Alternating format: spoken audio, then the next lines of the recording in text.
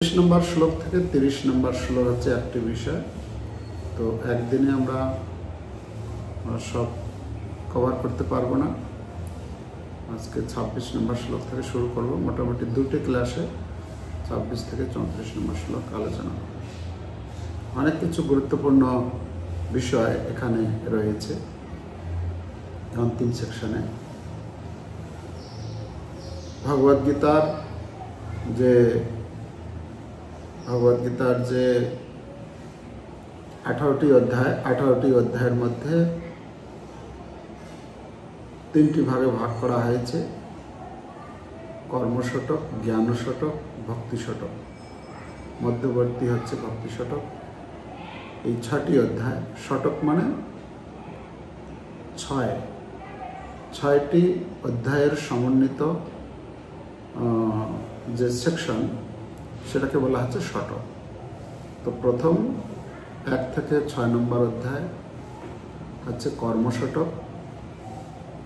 তার পরবর্তীতে 7 থেকে 12 অধ্যায় ভক্তিশতক এবং 13 থেকে 18 অধ্যায় হচ্ছে জ্ঞানশতক।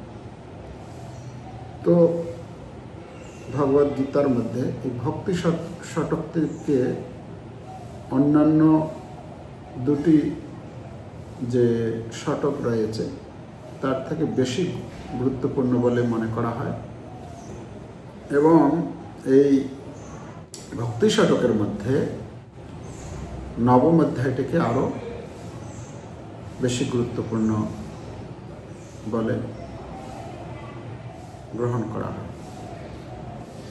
তো সেই নবম অধ্যায়ের অন্তিম সেকশন চলছে এটা, যে 26 নম্বর শ্লোক থেকে 34 নম্বর, যেখানে সরাসরি ভগবানের ভক্তির কথা, কিভাবে এই ভক্তি আমরা অনুশীলন করতে পারি, ভক্তি করলে তাকে ভগবান কি চোখে দেখেন, ভক্তি করলে তার যদি কখন কোনো কারণে পতনও হয়ে যায় তাকে কিভাবে আমাদের দেখা উচিত, ভক্তি কে করতে পারে কে করতে পারে না সে সম্বন্ধে ভগবান বলেছেন। হ্যাঁ, তো খুব সুন্দর বর্ণনা দিয়েছেন। তো আমরা পরপর অধ্যয়ন করব এই কয়েকটি শ্লোক। 26 নম্বর শ্লোক থেকে 34 নম্বর শ্লোক খুব মনোযোগিতার সঙ্গে অধ্যয়ন করতে হবে, কেন এটি হচ্ছে খুব গুরুত্বপূর্ণ। তো সকলেই নিজ নিজ গ্রন্থ দেখুন।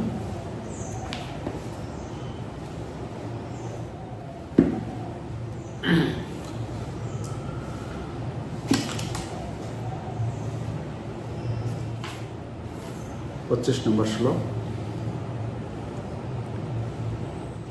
जानति देवव्रता देवान् पितॄन् जानति पितृव्रताः भूतानि जानति भूतेज्जा जानति मज्जाजिनोऽपि माम्। श्लोकेर अनुवाद।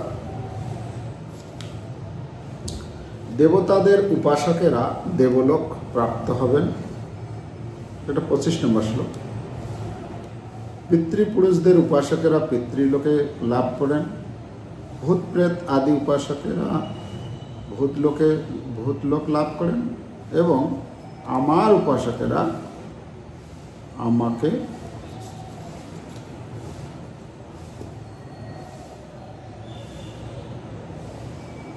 আমাকে লাভ করেন। আচ্ছা, ঢেকে গেছে। তো ভগবান ওখানে বলেছিলেন যে যার উপাসনা করবে সেই লোকে যাবে, কিন্তু যারা আমার উপাসনা করে তারা আমার কাছে ফিরে আসবে। এখন তাহলে প্রশ্ন হতে পারে যে কিভাবে আপনার উপাসনা করা যাবে?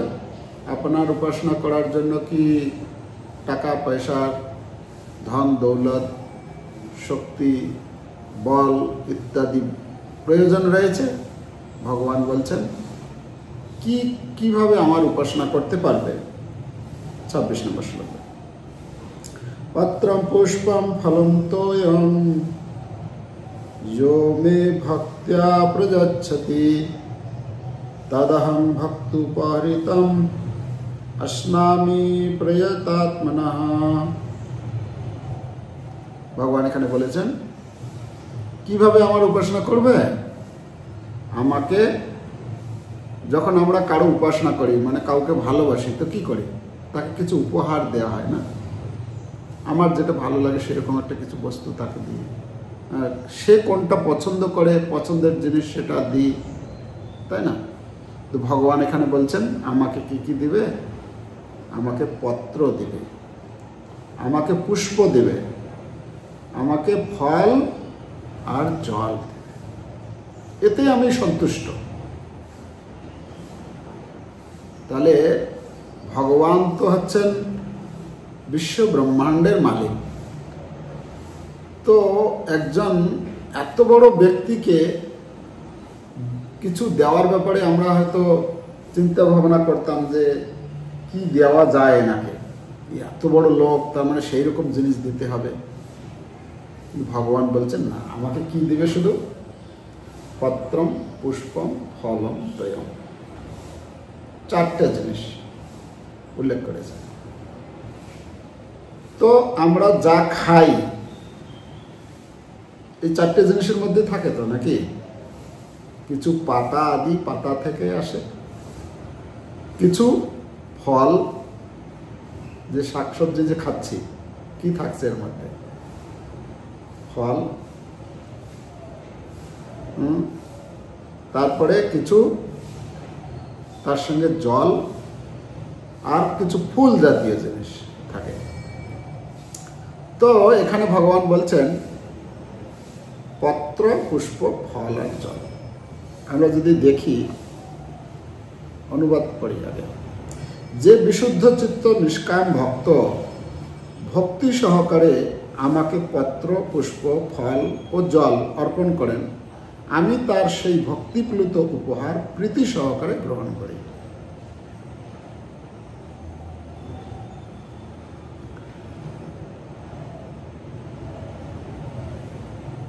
তো এখানে এই চারটে জিনিস তো বলেছেন, কিন্তু ব্যাপারটা হচ্ছে এই যে চারটা জিনিস যে দিবে তার সঙ্গে একটা শব্দ প্রয়োগ করেছেন। কি শব্দ? ভক্তিয়া। ভক্তিয়া, দেখো ভক্তিয়া শব্দ আছে সংস্কৃত শ্লোকে। ভক্তা মানে ভক্তির দ্বারা, এটা হচ্ছে খুব গুরুত্বপূর্ণ। অনেক কিছু দেওয়া যেতে পারে, কিন্তু তার মধ্যে যদি এইটা, যদি এই উপকরণটা, যদি এই সামগ্রীটাকে যদি ওর সঙ্গে অ্যাড করা না হয়, ওর সঙ্গে যুক্ত করা না হয়, তাহলে ভগবান সেটা গ্রহণ করেন না। আমরা শ্রীমদ্ ভাগবতমে পাই, এক সময় ভগবান শ্রীকৃষ্ণকে এই কি বলে দুর্যোধন নিমন্ত্রণ করেছিল, আর একজন সাধারণ ব্রাহ্মণ তাকে নিমন্ত্রণ করেছিল। ঠিক আছে, বিদুরেরটাও বলা যায়। আর আরেকটাও ঘটনা রয়েছে, বিদুরেরটাও যদি ধরা হয়, তো বিদুরের বাড়িতে যখন গিয়েছে, বিদুরানী ছিলেন বাড়িতে, ভগবানকে কি খাওয়াবেন, কোথায় বসতে দেবেন, কি করবেন, মানে খুঁজে পাচ্ছে না। মানে এত বিহ্বল হয়ে পড়েছে যে ভগবান এসেছেন, তাকে কিভাবে আপ্যায়ন করবে। তো ঘরে দেখেছে কলা ছিল, সে কলা নিয়ে এসে ভগবানের সেই মুখমণ্ডল দর্শন করছেন আর কলা খাওয়াবেন। তো কলাটা যে খাওয়াবেন, কলাটা ছাড়িয়ে কলাটা তো দেবেন। তো ভগবান যে এসেছেন এই আনন্দে, এই মানে আনন্দে এতটাই বিহ্বল হয়ে পড়েছেন, তিনি যে ভগবানের অত্যুজ্জ্বল মুখমণ্ডল দর্শন করছেন, আর কলা ছাড়িয়ে কলাটাকে ফেলে দিয়ে কলার খোসাটাকে ভগবানকে দিচ্ছেন। মানে ভুলে গেছেন কি দিচ্ছেন আর কি দিচ্ছেন না। এখানে কি কোনটা কাজ করছে, এখানে কোনো আড়ম্বর বাহ্যিক আমি কি দিচ্ছি কি করছি সেইটার উপরে না, ভগবান এসেছেন, ভগবানের সেবা করব। ভগবান অবশ্য আমাদের ওই রকম ভক্তি করলে হবে না যে আমি যাই করব ভগবান গ্রহণ করবেন না। আমাদের তরফ থেকে আমরা খুব সুন্দর পরিপাটি করে আমরা ভগবানকে অর্পণ করব। তো ভগবান কি করলেন, সেই কলার খোসা খাচ্ছেন। ভগবান কি কলার খোসা খাচ্ছিলেন? ভগবান কি খাচ্ছিলেন? ভগবান বিদুরানীর ভক্তি গ্রহণ করেছিলেন। তার যে ভক্তি সেটা তিনি গ্রহণ করেছিলেন। তিনি ওই কলাও খান না আর কলার খোসাও খান না। এখানে বলা হচ্ছে পত্রম পুষ্পম ফলম তোয়ম। আমরা যদি দেখি পত্র মানে যদি পত্র, অনেক রকমের পত্র, আমরা এই মাসে তো শাক বন্ধ, তো পত্র পাতা, সবুজ পাতা জাতীয় আমরা খাচ্ছি না। কিন্তু পত্রের মধ্যে সবথেকে গুরুত্বপূর্ণ পাতা হচ্ছে তুলসী পত্র। তুলসী পত্র বিনা ভগবান কোনো কিছু গ্রহণ করেন না। তুলসী পত্র অবশ্যই থাকতে হবে। আমরা সেই ঘটনা শ্রবণ করেছিলাম যে কিভাবে নারদ মুনি একসময় দ্বারকায় গিয়েছিলেন, আর দ্বারকার মহিষীগণ নারদ মুনির সেবা করেছেন। নারদ মুনিকে কিছু দেওয়ার জন্য তারা খুব আকুলতা সহকারে নারদ মুনিকে জিজ্ঞেস করেছেন। তখন বলছেন, তোমাদের যেটা সব থেকে প্রিয় বস্তু সেটা আমাকে দেবে। তো সব থেকে প্রিয় বস্তু কি ছিল তাদের কাছে? এই জগতের সব থেকে প্রিয় কে ছিলেন? ভগবান শ্রীকৃষ্ণ। তাদের প্রতি ভগবান শ্রীকৃষ্ণ ছিলেন। তো ঠিক আছে, তাই দিয়ে দাও। তো ভগবান শ্রীকৃষ্ণকে এখন কথায় তো ফেসে গেছে, আর কি করবে, তো দিয়েছেন। তখন নারদ মুনি নিয়ে চলে যাচ্ছেন। বলে, আরে আপনি নিয়ে চলে যাচ্ছেন, এটা কি করে হয়? তখন সমস্ত মহিষীগণ তখন নারদ মুনিকে বলছেন, নারদ মুনি বলছেন যে আরে তোমরাই তো বললে, তোমরাই আমাকে দিলে, আর সেই বস্তু আমি নিয়ে যাচ্ছি, আমাকে দিয়েছে মানে কি, সেটা আমার, তো আমি নিয়ে যাব না। নারদ মুনি নিয়ে চলে যাচ্ছেন। নারদ মুনি যখন নিয়ে চলে যাচ্ছেন, সমস্ত মনীষীরা তখন তারা আগে অতটা চিন্তা করেননি যে নারদ মুনি এরকম ভাবে নিয়ে চলেই যাবেন কৃষ্ণকে। বলেছিল, না, আমাদের প্রভুকে আপনি নিয়ে চলে গেলে কি করে হবে? বলে না। তখন নারদ মুনি বলছে, সে তো আমাকে দিয়েছে মানে কি, আমি যেটা বলবো সেটাই করবে সে। কৃষ্ণকে বলছে, বলতে কৃষ্ণ বলছেন আমি কি করব, তোমরা তো আমাকে দিয়ে দিয়েছো নারদ মুনিকে। তো এখন আমি হচ্ছে তার, নারদ মুনির কি বলে সম্পদ, মানে ওনার চাকর, উনি যেটা বলবেন সেটা আমাকে করতে হবে। তখন অনেক কিছু আলোচনা করে দেখা গেল কি করা যাবে, কি করলে আপনি তাহলে কৃষ্ণকে দেবেন। তখন বলছেন যে একটা উপায় আছে, কৃষ্ণের ওজনে যদি সমপরিমাণ কিছু যদি দিতে পারেন তাহলে নারদ মুনি সেটা গ্রহণ করবেন, কৃষ্ণকে দিয়ে দেবেন। তখন ওই কি বলে ওটা তুলাভরম আছে মন্দিরে, আমাদের করা হয় তুলাভরম মাঝে মাঝে, মানে আপনার ওজন অনুসারে কোনো বস্তু ভগবানকে অর্পণ করা। আমাদের রাধা মাধব মন্দিরে যখন আপনি ঢুকবেন ওই দিক থেকে, গরুড়দেবের সামনে থেকে, ওখানে দেখবেন উপরে আছে ওই তুলাভরমের দাড়িপাল্লা আছে, বিশাল বড় দাড়িপাল্লা। ওটা মাঝে মাঝে লাগানো হয় যখন কেউ দান করে তখন লাগানো হয়, তারপর খুলে দেওয়া।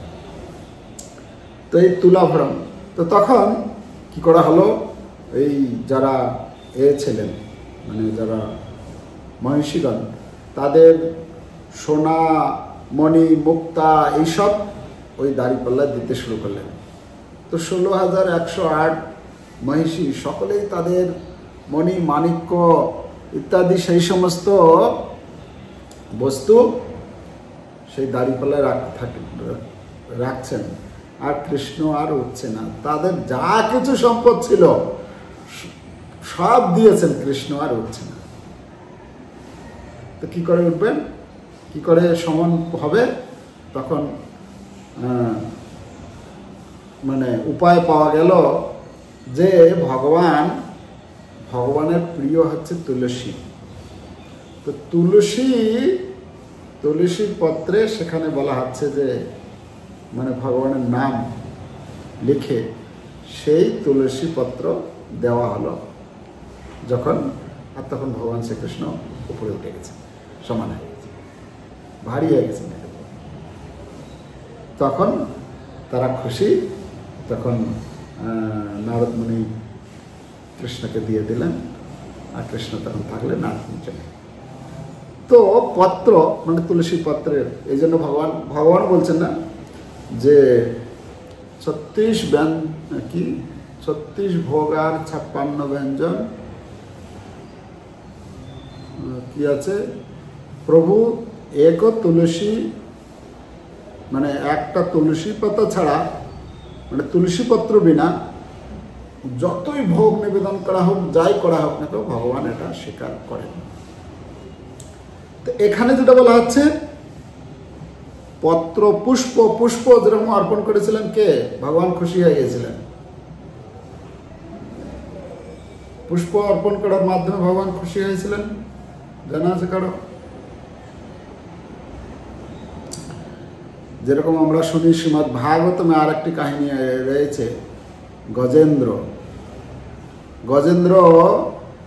আর কুমির। হ্যাঁ, সেই গজেন্দ্র গিয়েছিল তার সঙ্গসাথী, গজেন্দ্র মানে সমস্ত হাতিদের রাজা ছিল, সমস্ত হাতি হস্তিনীদেরকে নিয়ে তিনি জল ক্রীড়া করতে গিয়েছেন, আর সেখানে কুমির তাকে আক্রমণ করেছে। কতদিন যাবত, অনেক লম্বা সময় পর্যন্ত এই দুই জনের মধ্যে যুদ্ধ চলেছে। কুমির আর ছাড়ছে না, আর এদিকে গজেন্দ্র উপরে উঠতে পারছে না। এভাবে অনেক দিন সময় যখন চলে গেছে, তখন ধীরে ধীরে ধীরে ধীরে ওই কুমির তো গজেন্দ্রের রক্ত খাচ্ছিল, আর সে হৃষ্টপুষ্ট শক্তি তার বাড়ছিল। আর ওই গজেন্দ্র, হাতি যদিও ডাঙ্গায় তার শক্তি প্রচুর, কিন্তু যেহেতু জলে ছিল তার জন্য তার শক্তি সেখানে কাজ করছিল না। ধীরে ধীরে সে দুর্বল হতে থাকলো। তারপরে শেষে যখন দেখলো যে কোনো উপায় নেই, আমার মৃত্যু ছাড়া আর কোনো উপায় নেই দেখছি, তখন কি করলেন গজেন্দ্র, তখন তার মনে পড়ল, তার পূর্বজন্মের স্মৃতি মনে পড়ল যে আমি এরকম রাজা ছিলাম, ভগবানের উদ্দেশ্যে আমি প্রার্থনা করতাম। তখন সেই প্রার্থনা তার মনে পড়েছে। গজেন্দ্র তখন ভগবানকে ওই সরোবরে পদ্ম ফুল ছিল, সেই তার সুর দিয়ে সেই পদ্ম ফুল নিয়ে ভগবানকে অর্পণ করেছে। ভগবানকে যখন অর্পণ করেছেন, আর ভগবান তৎক্ষণাৎ কি করেছেন, গরুড়ের পিঠে চড়ে সেখানে এসে উপস্থিত হয়ে সেই গ্রাহক মারে, বলা হচ্ছে গ্রাহক মানে হচ্ছে কুমিরকে মস্তক, তার গলাটা কেটে দিল, কেটে দিয়ে কুমির গজেন্দ্রকে উদ্ধার করলেন। দুজনকেই উদ্ধার করেছেন, তাকে গলা কাটার মাধ্যমে তাকে উদ্ধার করেছেন, আর গজেন্দ্রকে উদ্ধার করেছেন। তো একটি ফুল অর্পণ করেছেন ভগবানকে স্মরণ করে, ভক্তি সহকারে, হে ভগবান তুমি একমাত্র সম্বল এখন আমার এই মুহূর্তের জন্য, তুমি একমাত্র উপায়, এছাড়া আমার বাঁচার কোনো উপায় নেই। ঐকান্তিক ভাবে, করুণ ভাবে তিনি ভগবানকে স্মরণ করে তিনি এই পুষ্প অর্পণ করেছিলেন। ভগবান সাক্ষাৎ চলে আসেন। তো এভাবে আমরা দেখি পত্র, পুষ্প, ফল। ফল খাইয়েছিলেন কে? ফল আমাদের আছে না, হ্যাঁ, সবরী। থ্যাংক ইউ, খুব সুন্দর উদাহরণ। সবরী সে অপেক্ষা করেছিল, তার গুরুদেব বলেছিলেন যে তুমি এখানে থাকবে, ভগবানের সেবা করবে, এখানেই ভগবান এসে তোমাকে দর্শন দান করবে। তো অপেক্ষা করেছিল, ইয়ং বয়সে বলেছেন গুরুদেব। আর সেই সবরী বৃদ্ধ হয়ে গেছে, ভগবান আর আসছেন না। প্রতিদিন সে চিন্তা করত যে গুরুদেব বলে গেছেন এইখানে ভগবান আসবে। তার জন্য কি করত? বনের, জঙ্গলের সুস্বাদু ফল নিয়ে আসত, হ্যাঁ, নিয়ে এসে যে ভগবান আসবেন তাকে আমি দেব, তাকে খাওয়াবো, তাকে আদর আপ্যায়ন করতে হবে। তো এরকম প্রতিদিন করতেন। আর একদিন সত্যি সত্যি ভগবান রামচন্দ্র এসে গেছেন। রামচন্দ্র ভগবান এসে গেছেন। রামচন্দ্র ভগবান তাকে আদর আপ্যায়ন করার জন্য তিনি সেই যে বন থেকে সেই কুল, হ্যাঁ, সেই কুল নিয়ে এসে কি করেছে? ভগবান রামচন্দ্রকে খাওয়িয়েছেন। কিরকম না, চেক করে কোনটাতে মিষ্টি আছে, কোনটাতে টক আছে। তো নিজে আগে টেস্ট করেছেন, বলা হচ্ছে এরকম, জানি না কতটা এটা সত্য কি, কিন্তু এটা লোক প্রচলিত, সবাই এটাকে মানে। এখানে বোঝানো হচ্ছে যে ভগবান হচ্ছে ভক্তির ভুখা, মানে ভগবান ওই কি দিচ্ছি আমি সেটার উপরে ভগবানের কি অভাব আছে নাকি? একটা ভালো বস্তু দিয়েছে, তিনি খুশি হয়ে গেছেন না। ভগবান দেখেন এর ভক্তি কতটা রয়েছে, সেটা ইম্পর্টেন্ট। এখানে এই জন্য বলা হচ্ছে ভক্তিয়া প্রয়চ্ছতি, ভক্তি সহকারে কোনো ভক্ত যখন ভগবানকে উপহার প্রদান করে।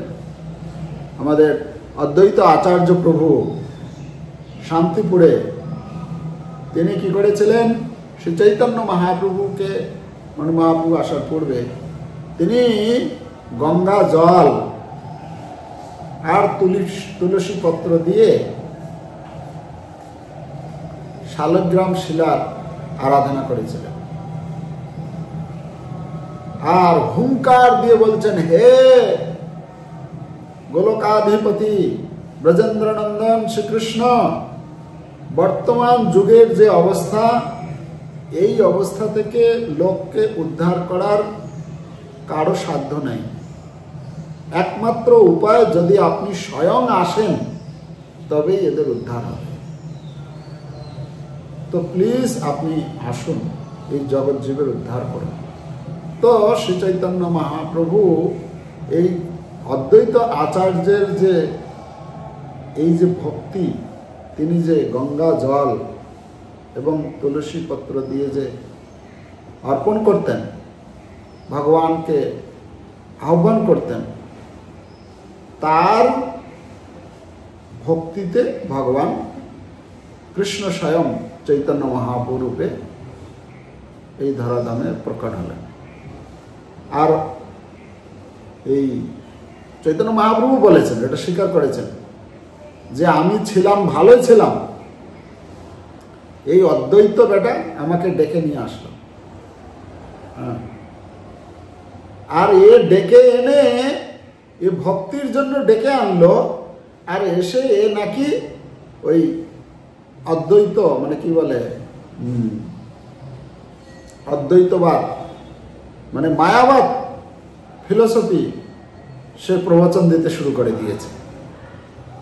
আর চৈতন্য মহাপ্রভু তখন তাকে ধরে পিটাতে শুরু করলেন। আর অদ্বৈত প্রভুর স্ত্রী সীতা ঠাকুরানী আরে বলছি, আরে বাবা এ বুড়োটাকে এরকম ভাবে পিটাতে তো মরে যাবে তো, হ্যাঁ, তাকে শান্ত করানোর চেষ্টা করলেন চৈতন্য মহাপ্রভু। মানে এটা একটা ঘটনা আছে খুব সুন্দর চৈতন্য চরিতামৃতে, খুব ভালো ঘটনা। ওটা জাস্ট একটু হিন্স দিলাম আপনাদেরকে, সময় হলে আপনারা পড়ে নেবেন, বন্য কখনো আমরা আলোচনা করব। তো কথা হচ্ছে ভগবান পত্র, পুষ্প, ফল এবং জল এর মাধ্যমেই সন্তুষ্ট হন। ভগবান এছাড়া অন্য কিছু গ্রহণ করে না। ভগবান অন্য কিছু মানে আপনারা বুঝে নেবেন কি অন্য কিছু কি হতে পারে। যা খাচ্ছি আমরা, যা খায় লোকে আজকাল, ভগবান বলছেন সেগুলো আমি গ্রহণ করি না। আমি এই 4টে জিনিস গ্রহণ করি, ঠিক আছে? এই জাতীয় জিনিস আমি গ্রহণ করি, এবং গ্রহণের ওইটা যখন আমরা দেব তার সঙ্গে ভক্তিটা অবশ্যই প্রয়োজন। ভক্তি যদি না থাকে তাহলে আমরা আমাদের সেই উপহার ভগবান গ্রহণ করবেন না। প্রপাত তাৎপর্য কয়েক লাইন নিচে লিখেছেন, 6-7 লাইন নিচে, তাই কৃষ্ণ ভাবনামৃত থেকে কেউই বাদ পড়তে পারে না, কারণ এটি অতি সহজ সাধ্য ও সার্বজনীন। যে কেউ ভক্তি করতে পারে। আচ্ছা, যে কেউ এই কয়টা জিনিস ভগবানকে দিতে পারবে কিনা? পারবে না। ফল, জল, হ্যাঁ, পত্র, পুষ্প যে কেউ দিতে পারবে। জল অ্যাভেলেবল, জলের জন্য আপনাকে বেশি কিছু করতে হবে না। ফল, অনেক গাছে ফল থাকে, ফল আপনি যেরকম দিতে পারেন। পুষ্প, রাস্তায় ঘাটে অনেক, আপনি যদি পারেন নিজে গাছ লাগিয়ে বাগানে খুব সুন্দর আপনি ফুল ভগবানকে অর্পণ করতে পারেন। না হলেও আপনি ফুল পাওয়া যায় এদিক ওদিক, সেটা ভগবানকে অর্পণ করতে পারেন। পত্র, তুলসী পত্র আপনি গাছ একটা লাগিয়ে রাখলেন বাড়িতে, তুলসী পত্র ভগবানকে, তুলসী পত্র মঞ্জরি অর্পণ করলেন। বিশাল বড় কোনো কঠিন কাজ নয় এটা। তাই যে কেউ ভক্তি করতে পারে। এখানে ভক্তি করার জন্য কোনো কঠিন কিছু করতে হয় না। তো এটি হচ্ছে, এই শ্লোকটি হচ্ছে ভগবান কি ভালোবাসেন সেই বস্তুটা ভগবানকে দেওয়া, ঠিক আছে? আচ্ছা, যদি কেউ প্রশ্ন করে আমি যদি ভগবান যেটা ভালোবাসেন সেইটা দেব, যে এরকম অনেক কিছু বিষয় আছে যেগুলো আমি ভালোবাসি, হয়তো ভগবান বাসেন কি বাসেন না জানি না, সেই ক্ষেত্রে কি করব? ভগবান বলছেন তখন, যৎ করোষি যদশ্নাসি যজ্জুহোষি দদাসি যৎ যৎ তপস্যাসি কৌন্তেয় তৎকুরুষ্ব মদর্পণম। ভগবান বলছেন, হে কৌন্তেয়, তুমি যা অনুষ্ঠান করো, যা আহার করো, যা হোম করো, যা দান করো এবং যে তপস্যা করো, সেই সমস্তই আমাকে অর্পণ করো। যে হে কুন্তিপুত্র অর্জুন, ঠিক আছে, আমার সন্তুষ্টি বিধানের জন্য আমি যেটা যেটা চাই সেটা যদি দিতে না পারো, সেই রকম যদি করতে না পারো, তাহলে তুমি যেটা করো সেটা আমাকে দিয়ে গ্রহণ করো। তুমি যজ্ঞ করবে, যজ্ঞের ফলটা আমাকে দেবে। তুমি দান করতে চাও, সেই দানের ফলটা আমাকে দান করবে। তুমি কিছু খাবে, খাওয়ার আগে আমাকে ভোগ নিবেদন করবে, আমাকে অর্পণ করবে, আমাকে অর্পণ করে সেটা তুমি খাবে। বাস, এটা কঠিন কিছু না। তো 26 নম্বর শ্লোকটা হচ্ছে ভগবান কি পছন্দ করেন সেটা। আর যদি আপনি একদম, ওটা হচ্ছে পুরো মানে শুদ্ধ। তারপরে যদি আপনি ঠিক আছে আমি অতটা পরিশুদ্ধ, মানে এরকম যদি কেউ যদি বলে যে না আমি পুরোপুরি অতটা করতে পারি না। তো বলে ঠিক আছে, তুমি যেটা করো সেইটা আমাকে দিয়ে, আমাকে অর্পণ করে তারপর সেটা গ্রহণ করবে। তুমি তোমার খেতে ভালো লাগে এই সবজি, তার মানে অখাদ্য কুখাদ্য নয়, মানে যা আমরা রান্না করব সেটা ভগবানকে নিবেদন করে সেটা প্রসাদ। সেটা করে খেলে কি হবে, সেটা করলে কি হবে, যদি ভগবানকে অর্পণ করে না খাই তাহলে পাপ খাওয়া হচ্ছে। যদি আমরা ভগবানকে অর্পণ করে সেই প্রসাদ রূপে গ্রহণ করি সেটাকে ভক্তি বলা হচ্ছে। কেন? সমস্ত পাপ ভগবান গ্রহণ করে নেবেন। আচ্ছা, পাপ কেন বলা হচ্ছে ওখানে? এই যে আমরা যেটা, ধরো একটা সবজিকে কাটছি, অনেক লোকে বলে না, আপনারা বলছেন যে এই পশু কি বলে, কোনো পশু হত্যা করে খেলে পাপ হয়, এই মাছকে ধরে কেটে খেলে পাপ হয়, মুরগিকে কেটে খেলে পাপ হয়। তা আপনারাও তো এই যে শাক সবজি গাছগুলো কেটে খাচ্ছেন, এতে পাপ হচ্ছে না? ওতে কি প্রাণ নেই? আমাদের তো কি বৈজ্ঞানিক আমাদের জগদীশচন্দ্র প্রমাণ করে দিয়ে গেছেন যে গাছের মধ্যেও প্রাণ আছে। তা আপনারা তো এগুলো যে খাচ্ছেন, পাপ হচ্ছে না? অবশ্যই সেগুলো খেয়ে যদি আপনি নিজের জন্য সেগুলো কেটে যদি খান তাহলে পাপ হবে, কিন্তু যখন আপনি সেটা কেটে সুন্দর করে তৈরি করে ভগবানকে যখন অর্পণ করবেন, সমস্ত পাপ ভগবান গ্রহণ করবেন, আমি শুধু প্রসাদ গ্রহণ করব।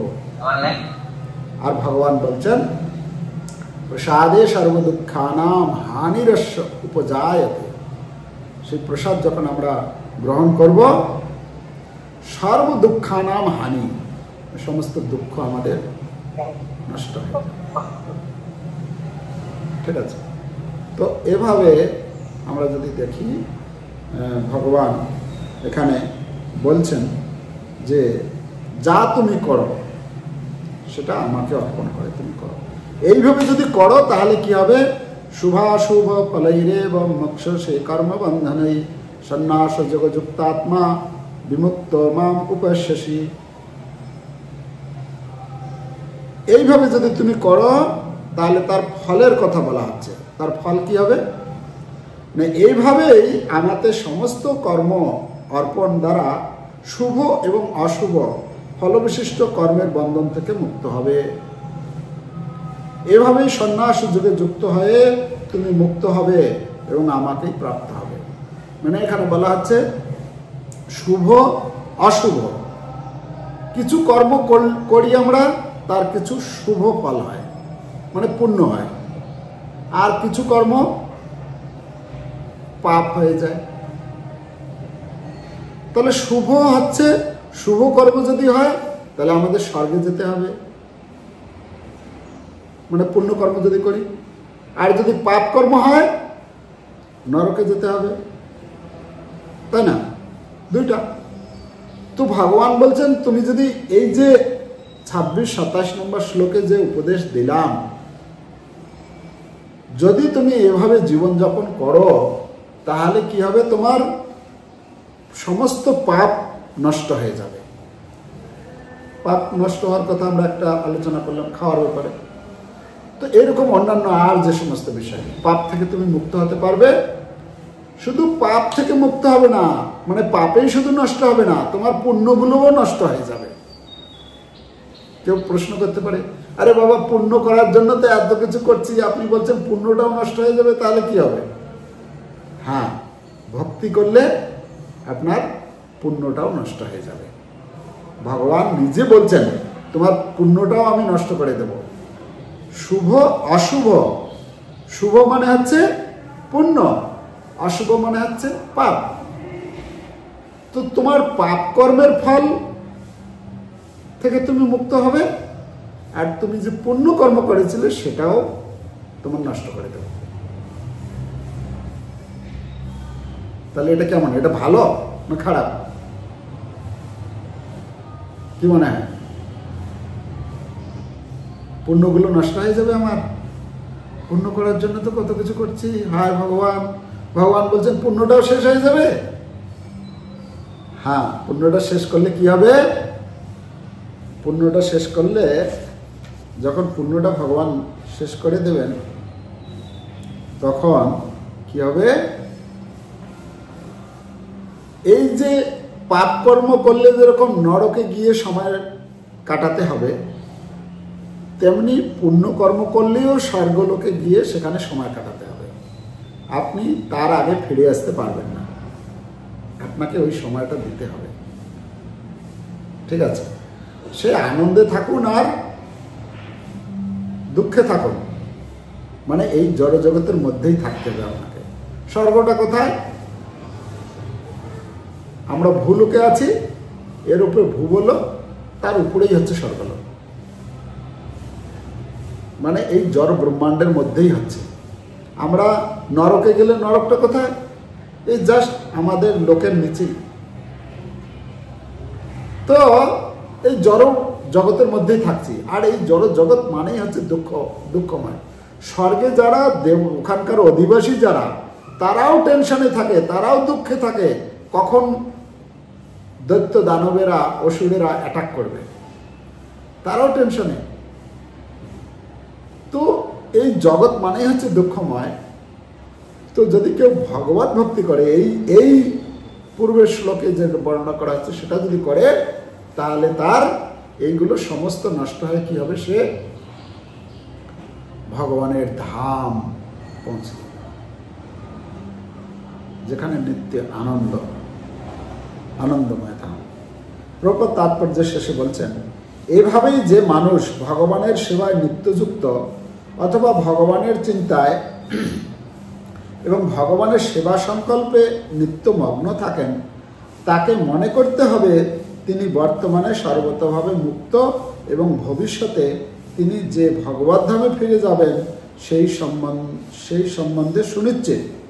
তিনিও শ্রীকৃষ্ণের মতো সব রকম জাগতিক সমালোচনার অতীত হয়ে যাবেন। কত সুন্দর কথা না? তো আমরা চেষ্টা করব ভগবান শ্রীকৃষ্ণ এখানে যে উপদেশ দিয়েছেন সেই অনুসারে আমাদের জীবন অতিবাহিত করতে। যদি আমরা করি তাহলে আমাদের জন্য ভগবানের ধাম পাক্কা। আর যদি না করি, কোথায় যে যাব, কি যে দুঃখ ভোগ করতে হবে, কোনো গ্যারান্টি নাই। হরে কৃষ্ণ কৃষ্ণ কৃষ্ণ হরে হরে, হরে রাম রাম রাম হরে হরে। জগৎগুরু শিল প্রভুপাদ কি জয়।